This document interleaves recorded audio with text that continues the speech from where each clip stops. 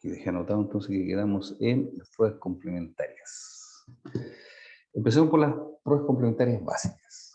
Algo que siempre se tiene que realizar, que algo, por eso es básico, y todo médico veterinario tiene que se dedica aquí, nos tiene que manejarlo bien, es el sondaje nasogástrico.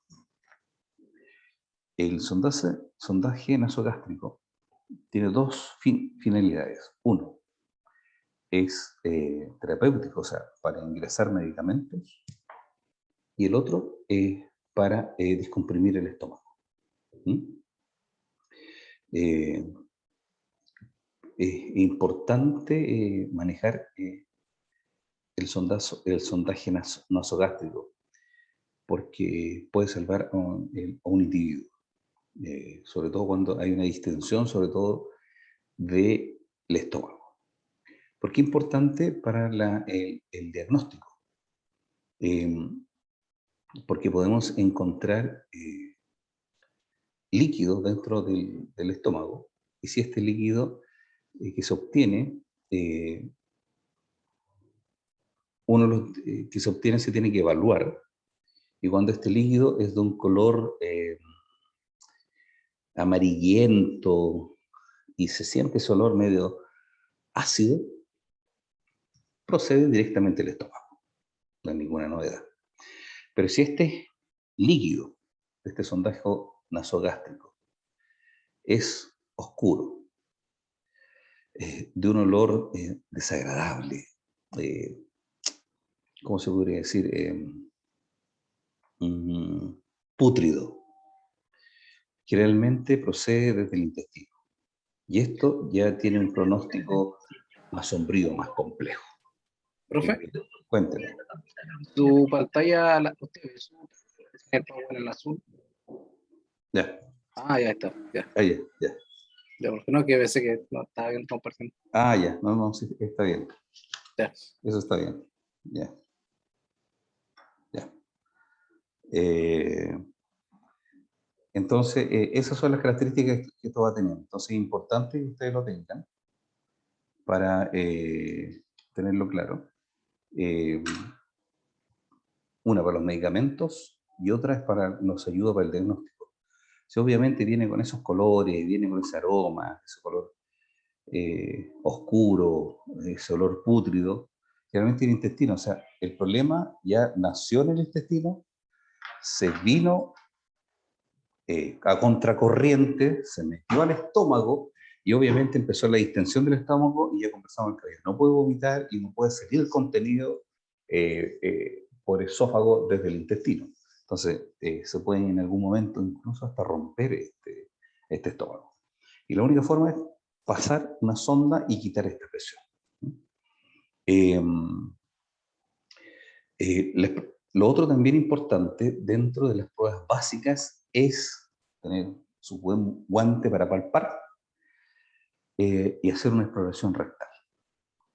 Esta prueba es importante para diagnóstico, porque podemos encontrar, ¿cómo se llama? En la palpación, detectar un problema en las asas intestinales, por ejemplo, un proceso obstructivo.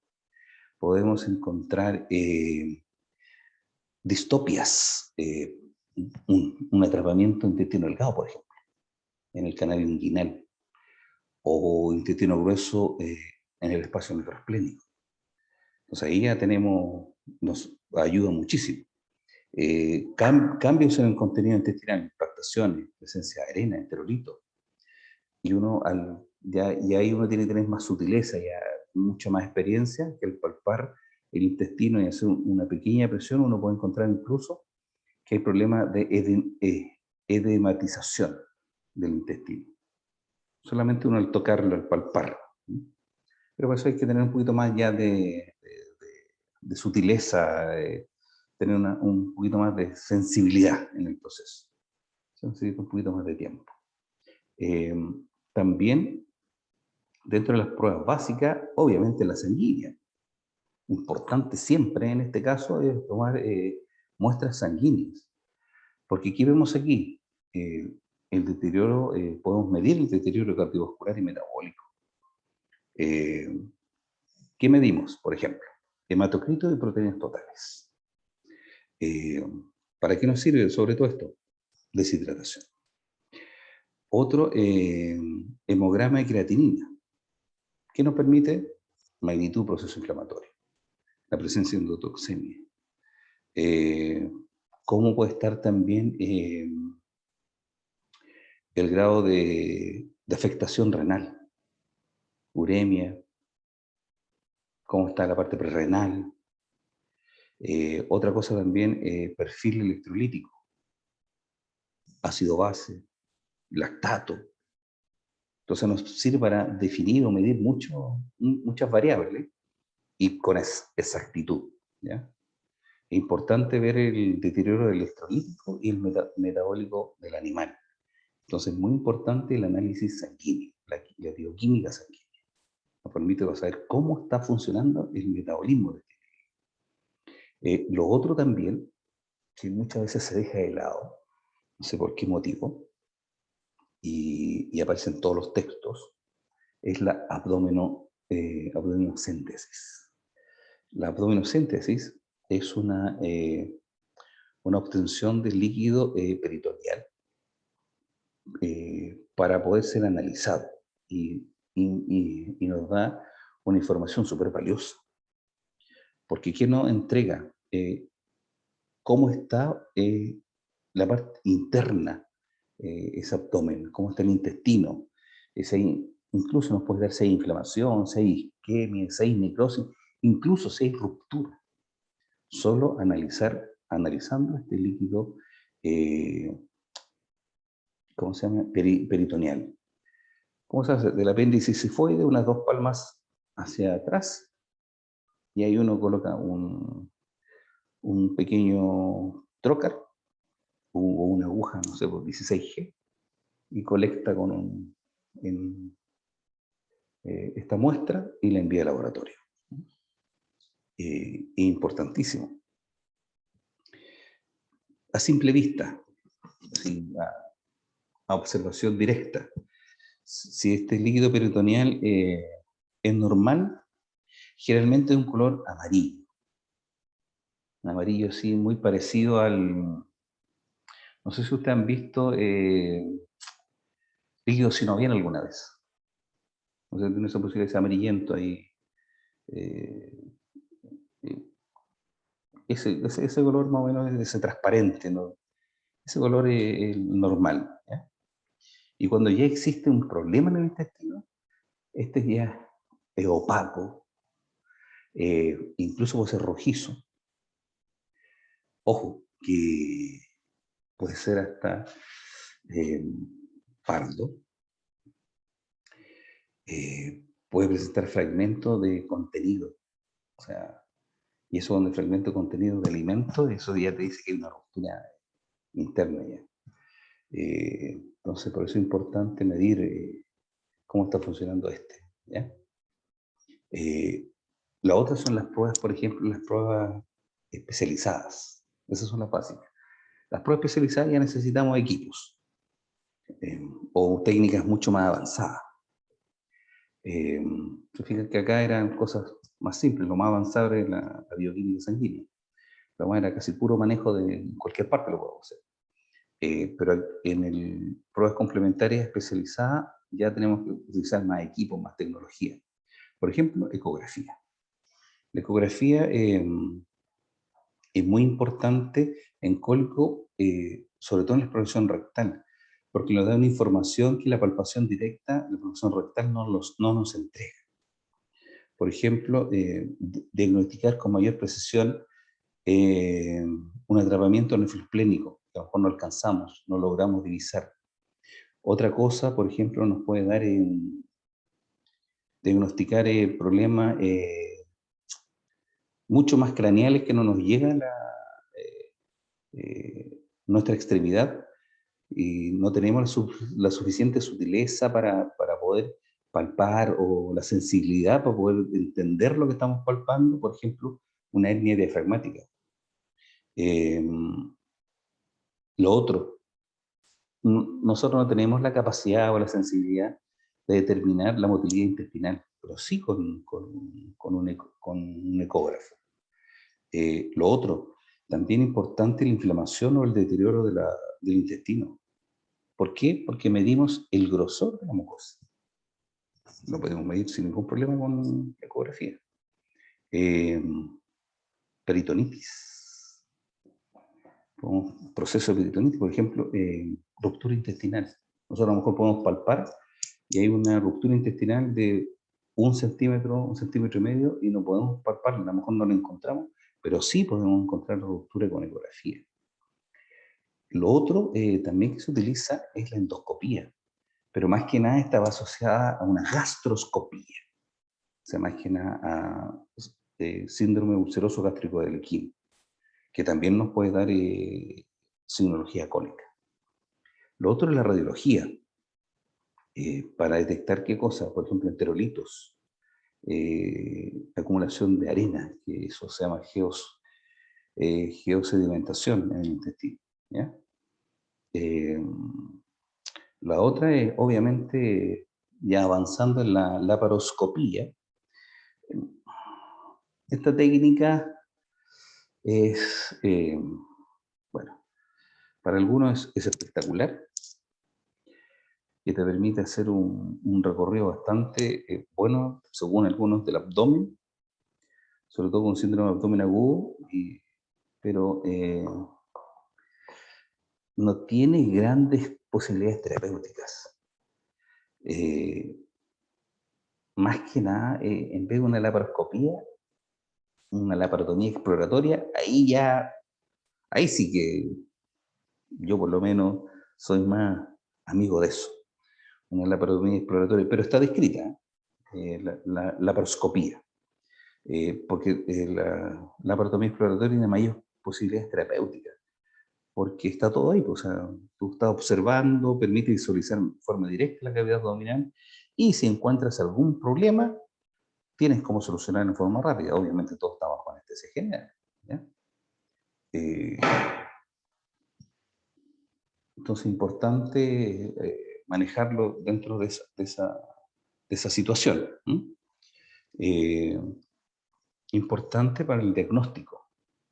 Y el diagnóstico definitivo muchas veces está ahí, por la laparotomía exploratoria, y te permite solucionarlo inmediatamente por ese procedimiento quirúrgico. Entonces ahí hay que valorarlo también, todos esos pequeños datos, ¿ya? Consecuencia del cólico. Bueno, el peritactismo espástico no tratado puede conducir al vólvulo, torsión, intususcepción o encarceración. Es importante manejarlo en cuanto empiece el cólico, no esperar y empezar a tratarlo rápidamente, como lo hemos dicho hasta ahora. El dolor isquémico, en los estadios tempranos del tromboembolismo, inquietud, el cabello no se levanta y se echa frecuentemente. Hay unos signos que nos pueden ayudar para poder darle curso a esto. Y muchas veces el cólico comienza con signos de hipertonía. O sea, los primeros signos, el cabello incluso puede cursar con una diarrea un par de horas. Y después, obviamente, se refleja todo el cuadro. Entonces, muchas veces dice, oiga, no, si el cabello está con diarrea en la mañana. Pero puede ser los primeros signos cólicos. ¿Por qué? Porque sobre todo si es obstructivo, ¿qué hace como respuesta fisiológica? Trata de romper esa obstrucción. Y empieza con mucha motilidad del intestino. Y obviamente la parte más distal se va a ver con mucha secreción y va a causar diarrea. Pero si esto no soluciona, sigue la obstrucción, se va a transformar en una atonía. Y ahí va a ser todo al revés, va a disminuir el borborismo, van a disminuir los ruidos, ¿ya? ¿Cuáles son los signos? Escarbar el suelo, pero por favor.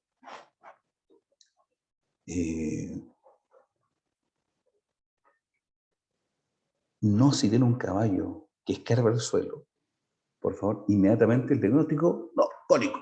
No. Un caballo puede escarbar el suelo por inquietud, porque tiene sed, porque tiene hambre, varias cosas, y entre ellos cólico. O sea, no es lo primero cólico. ¿Ya? Te puedo ver un caballo que empieza a hacer eso, escarbar el suelo. Incluso porque esté quieto, porque está molesto, puede escarbar el suelo. Otro, el tenesmo urinario. Toma la posición de orinar, pero no orina. Los guasos le dicen, por ejemplo, doctora, doctor, el caballo está trancado de la orina. Eso ya a nosotros nos ayuda bastante. Y ellos también saben al tiro. Y dicen al tiro, o sea, doctor, el caballo está con cólico porque está trancado de la orina. ¿Ya?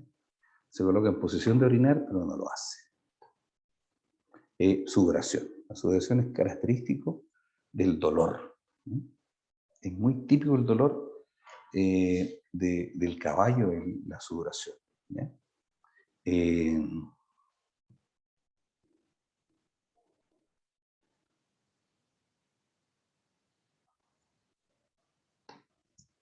Lo otro es la hiperemia. También es característico que se produce una hiperemia en la mucosa. ¿Ya? Ya sea por deshidratación, por sudoración, se va generando esa hiperemia.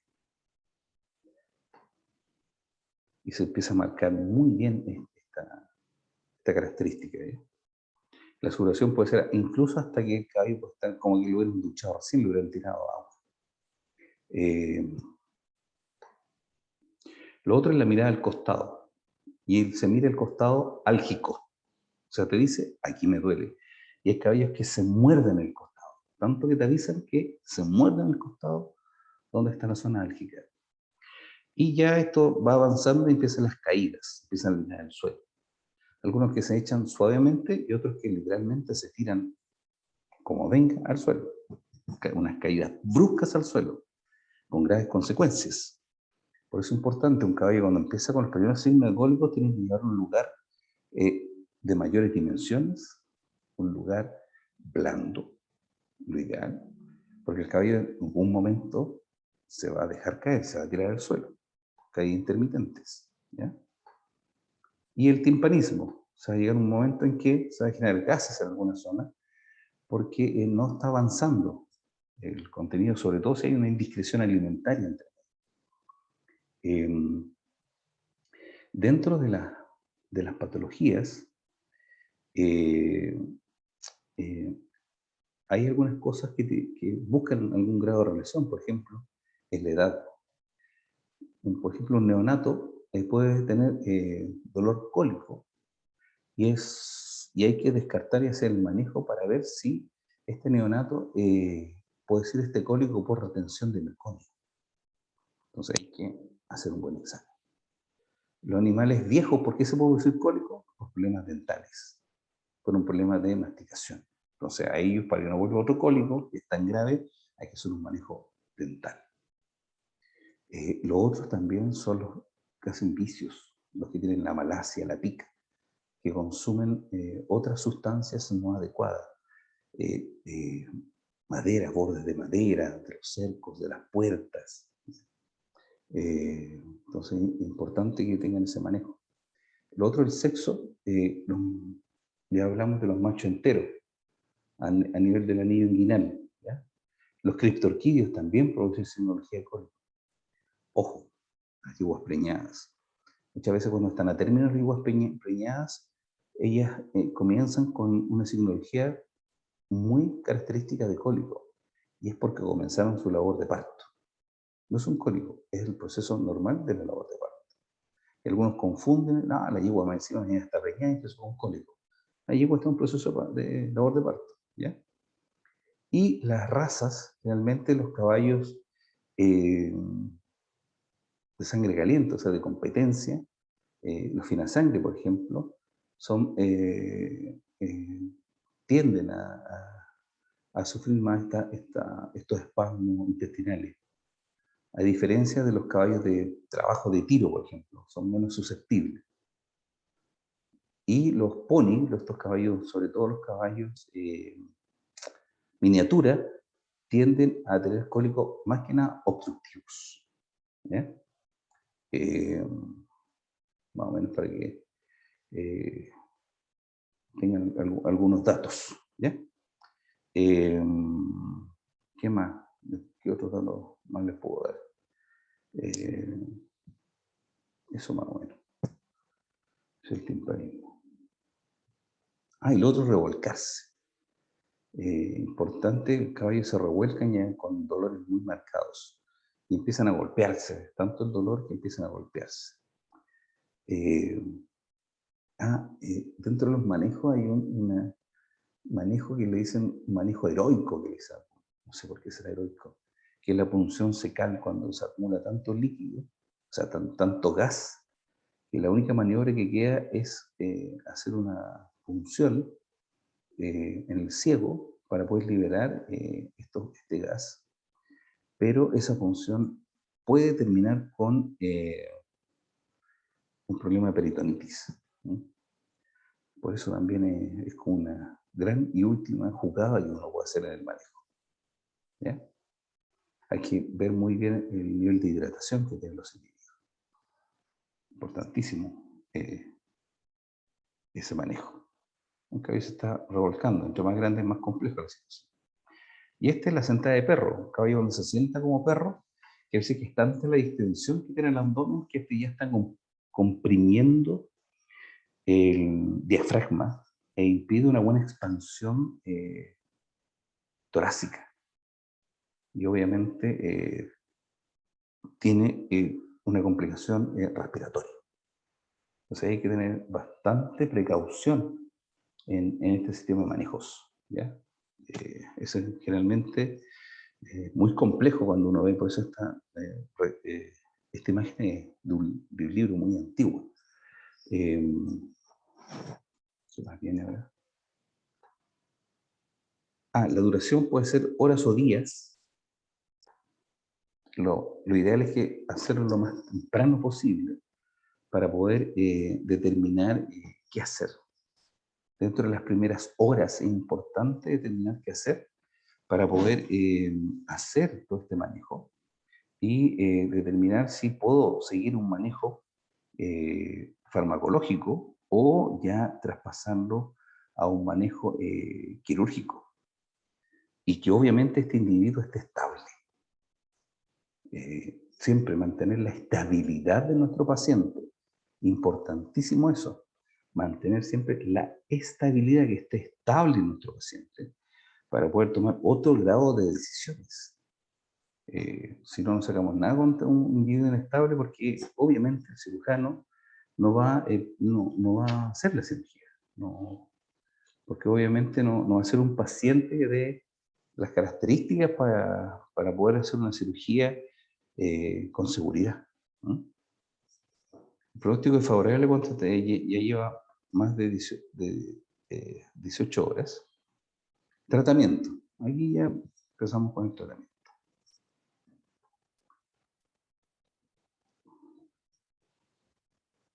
Hay algunas cosas que...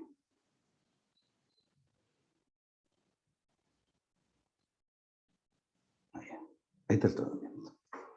Ya, tratamiento.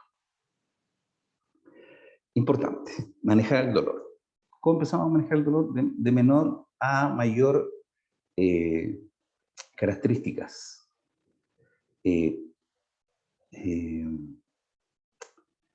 No tenemos ningún aire y lo único que tenemos a mano, por ejemplo, andamos de vacaciones, un caballo con cólico, y lo único que te dicen, ¿sabe? Doctora, doctor, lo único que tenemos aquí, porque tenemos vaca, es dipirona. Bueno, colóquele dipirona, si no hay nada más. Es una analgesia bastante suave para el caballo.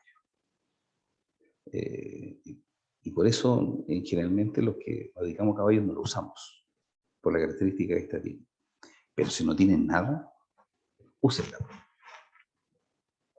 ¿Ya? Úsenla. 11 miligramos por kilo intramuscular cada 4 a 12 horas. Es bastante el volumen a administrar. Otra cosa que nos puede ayudar también dentro de este manejo de analgesia es la fluoximiglutamina, 1,1 miligramos por kilo endovenoso o intramuscular cada 12 o 24 horas tiene una buena analgesia. El otro es el ketoprofeno, 2,2 miligramos kilo endovenoso cada 12 horas, también tiene una buena analgesia. Lo otro que nos puede ayudar también si no tenemos ningún AINE y, por ejemplo, tenemos un acepromacina, también podemos utilizarla.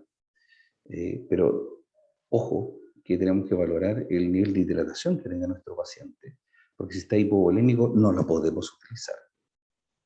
Si fuera acepromacina, para este efecto es 0,02 a 0,04 miligramos por kilo intramuscular. Tiene una distribución un poco más lenta, cada 6 a 12 horas. ¿Ya? Si seguimos avanzando o el cólico es muy marcado, el dolor es muy marcado, podemos utilizar un sedante potente, tiene una muy buena analgesia. Y podemos utilizar un agonista alfa-2 adrenérgico, ya en caso severo, ¿ya? Por ejemplo, la silacina, 2,2 miligramos por kilo endovenoso cada 12 horas. ¿Ya? O podemos colocar, si la tenemos con suero, a nivel con un goteo, 0,2 a 0,4 miligramos por kilo por día 40 minutos. Ojo, ahí que puede causar hilio. ¿Ya? Ahí nos podemos complicar más. Otro agonista alfa-2 adrenérgico es la tetopidina, que es un sedante potente. Y este es de 10 a 30 microgramos kilo endovenoso intramuscular y se estima que es unas 10 veces más potente que la silacina. ¿Ya? Si ya no tenemos opción y ya no está dando efecto esto, nos podemos llegar hasta un opioide, por ejemplo, el butorfanol. Esto es en etapas ya severas del cólico. Podemos utilizar, este es 0,05 a 0,1 miligramos por kilo endovenoso intramuscular. ¿Ya? Podemos utilizarlo esto. ¿Ya? También podemos utilizar como prokinético, sobre todo en caballos con ilio no está paralítico, y que también tiene un efecto analgésico y antiinflamatorio, sobre todo en impactaciones o en enteritis anteriores o en ilio, sobre todo cuando es postquirúrgico, ¿cómo se llama esto? Lidocaína. Se puede administrar esta lidocaína en bolos. 1,3 miligramos por kilo, algunos hablan de 1 hasta 2 miligramos por kilo. A mí se utiliza 1,3 miligramos por kilo.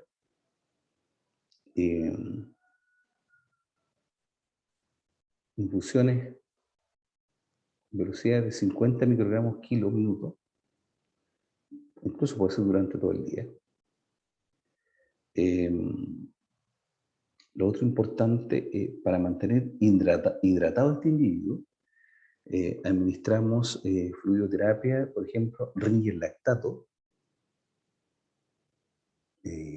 más o menos para mantener la hipovolemia, cuando hay hipovolemia y hipotensión, unos 10 a 20 ml por hora. Y también podemos administrar dentro de estos manejos, pero hay que hacer una medición también de laboratorio, potasio y calcio. Importante manejar estos electrolitos, son muy sensibles, muy susceptibles el caballo a las pérdidas de potasio y calcio, entonces hay que irlas midiendo en el laboratorio. Importante hacer ese manejo para no traer consecuencias posteriores. Lo otro, también cuando estamos deshidratados y queremos hidratar rápido, utilizamos la sonda nasogástrica. Esta sonda estamos aplicando, por ejemplo, Ringer lactato y por vía oral por sonda nasogástrica podemos aplicar entre 8 a 10 litros de suero fisiológico, o sea, cloro de sodio del 0,9%, eh, unos 8 o 10 litros cada 2 horas. ¿Ya? Eh, una que ayuda a hidratar y lo otro que también reduce las impactaciones, para que ayude también al desplazamiento del colon. También, ¿qué otra cosa nos puede ayudar? Lubricantes, como por ejemplo un laxante osmótico. En este caso es la vaselina, 2 a 8 ml por kilo. Pero antes de aplicar esto, administrar, necesitamos que esté bien hidratado. O sea, primero necesitamos, sobre todo, pasar una sonda nasogástrica con suero fisiológico. ¿Ya? Si no, no sacamos nada, no nos sirve de nada la administración de vaselina. Un buen desboste, podemos hacer incluso hasta enema, lo que hablamos delante de la caminata para hacer este movimiento, este manejo de movimiento pendular intestinal. También es bueno para todas estas noxas, todas estas toxinas que quedan dando vuelta.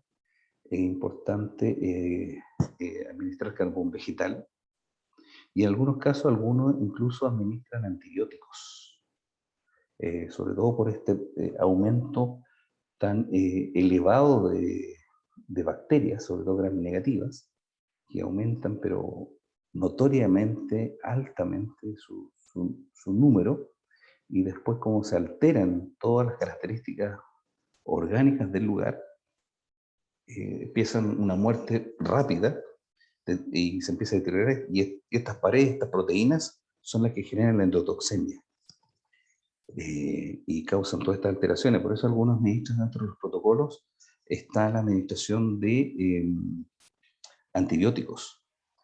Importante que ustedes manejen cómo está el estatus del animal para poder ver qué hacer. Manejar, por ejemplo, la bioquímica sanguínea, que nos diga cómo está nuestro individuo. Y dentro de la bioquímica sanguínea tenemos medir el ácido láctico, que ustedes saben que es el producto terminal de la glucólisis anaerobia, y este aumenta en los casos de isquemia, de necrosis intestino, y cuando esto uno los mide en el laboratorio y están de 75 miligramos por decilitro hacia arriba, obviamente el pronóstico es desfavorable. También otra cosa podemos medir en sangre, el pH sanguíneo. Si al medirlo lo encontramos que es inferior a 6, obviamente estaba en presencia de una acidosis metabólica, lo que también nos lleva a un deterioro completo orgánico de este individuo, y también es totalmente favorable la vida de este individuo. Y lo otro es la glucosa sanguínea. En los estadios que el individuo se encuentra muy mal, con muy mal pronóstico, estos aumentan y pueden ser de 200 o más. Y eso es un estadio desfavorable o terminal del individuo. Sobre todo un individuo, por ejemplo, con una ruptura como esta, ya no hay nada que hacer con las horas que lleva y trae graves consecuencias. Por eso es importante hacer todo esto en forma temprana para determinar si el manejo lo podemos hacer en forma clínica, con medicamento o química y solucionarlo, o todo es resolución quirúrgica. Hay que hacerlo rápido. ¿Ya? Porque, por ejemplo, esto no tiene ninguna solución química, farmacológica ni de manejo. Una necrosis de intestino no hay cómo manejarla. Lo único que es quirúrgico. Medidas preventivas. Remojar bien la avena, unos 30 minutos a lo menos, dejar que destile y entregársela al animal. Y si no, una avena chancada que sea, ¿ya? Y entregársela. Manejar los volúmenes. Remojar la cebada. Siempre la cebada hay que remojarla harto tiempo antes y entregarla cuando ya no tenga espuma, que deseque.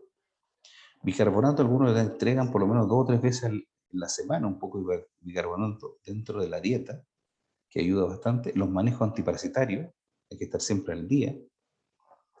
Paseos constantes. Agua en cantidad, frecuencia y temperatura, al límite. El caballo tiene que estar siempre a lo menos el 10% de su peso vivo en agua.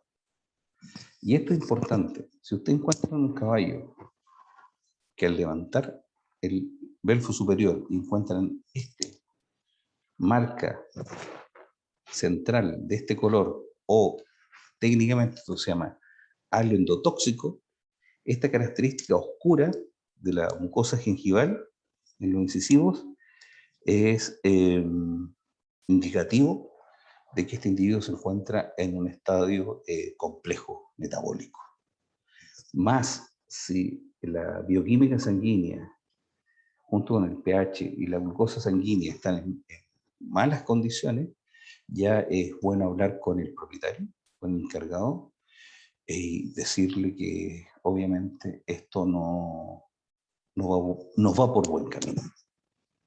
Y obviamente la única solución en este caso vendría siendo la eutanasia.